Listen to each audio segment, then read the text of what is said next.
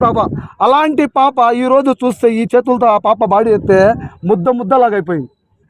ముద్ద ఏడుపు వస్తుంది. నాకు కూడా బిడ్డ ఉంది. పాపని చూసుకుంటే ఏ పార్ట్స్ కూడా కనబడడం లేదు. పాపకి ఇంత జరగడానికి కారణం ఎవరు ఉన్నారో వాళ్ళకి 24 అవర్స్లో ఎన్కౌంటర్ చేయాలి. ఎన్కౌంటర్ ఖచ్చితంగా ఎన్కౌంటర్ చేయాలి.